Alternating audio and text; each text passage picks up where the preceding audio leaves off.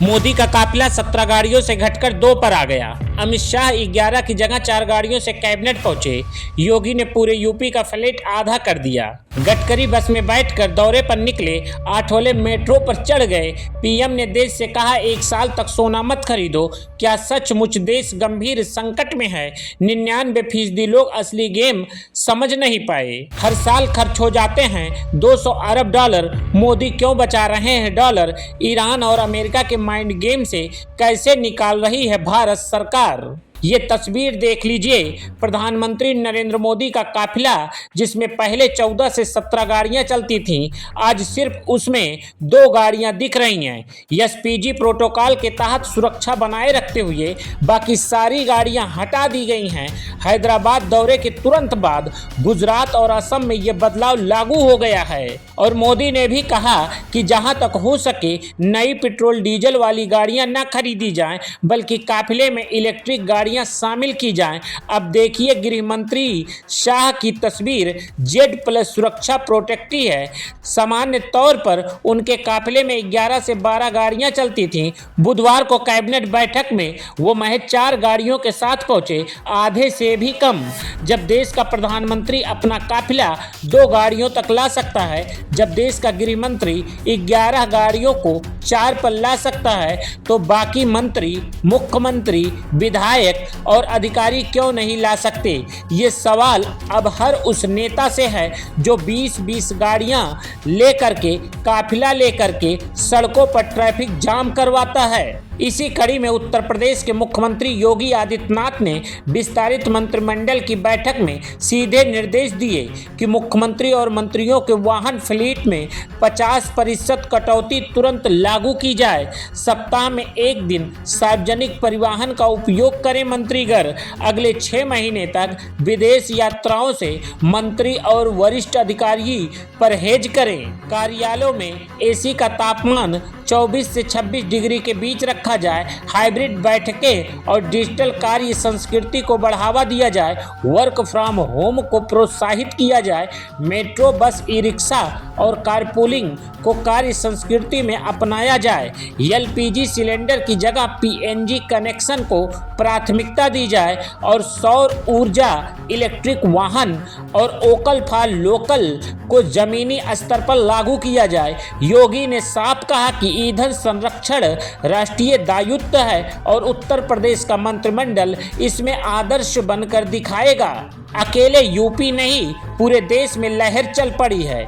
मध्य प्रदेश के मुख्यमंत्री मोहन यादव ने अपने काफिले की गाड़ियां 13 से घटाकर 8 कर दी।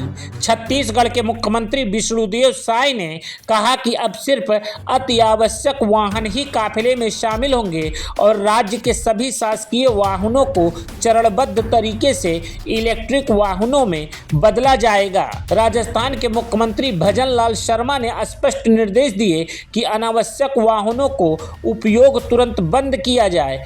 केंद्रीय मंत्री नितिन गडकरी ने अपने काफिले में 50% कटौती की और महाराष्ट्र दौरे पर बस से सफर किया।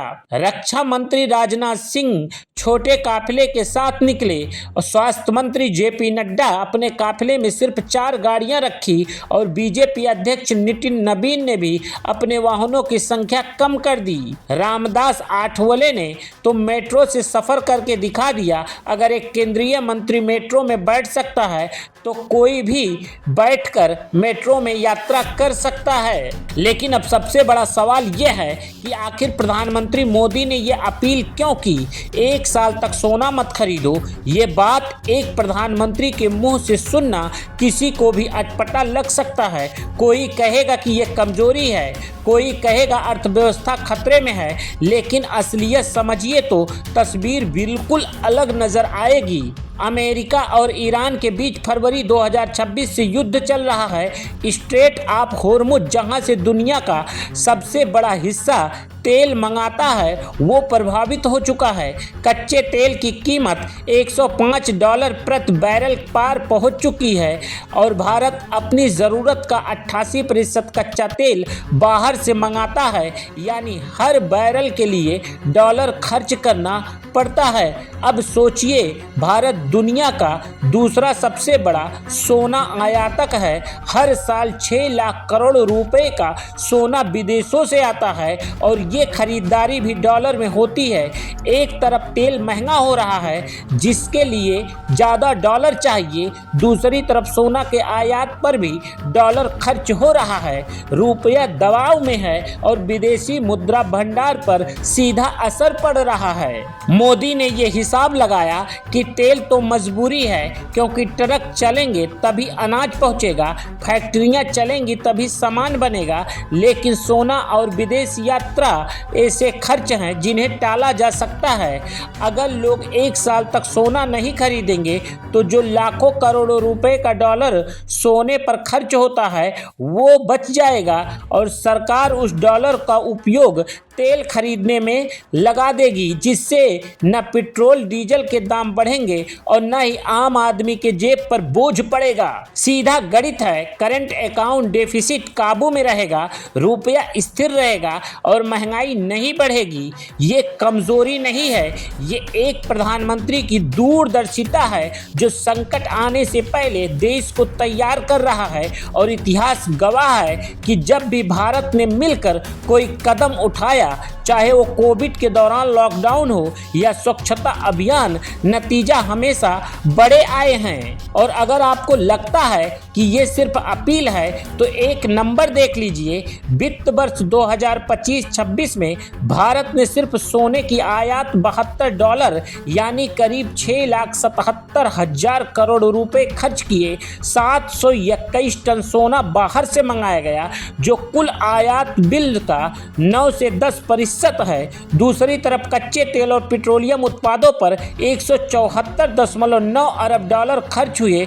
कुल आयात का प्रतिशत 22% है और ये सब डॉलर में चुकाना पड़ता है। फरवरी 2026 में भारत का विदेशी मुद्रा भंडार $728 अरब के रिकॉर्ड स्तर पर था, लेकिन ईरान युद्ध शुरू होने के बाद लगातार गिरावट आई है, क्योंकि आरबीआई को रुपए को संभालने के लिए बाजार में डॉलर बेचने पड़ रहे हैं। सीधा हिसाब है, सोना और तेल मिलाकर करीब $247 अरब सिर्फ 2 चीज़ों पर खर्च हो रहे हैं।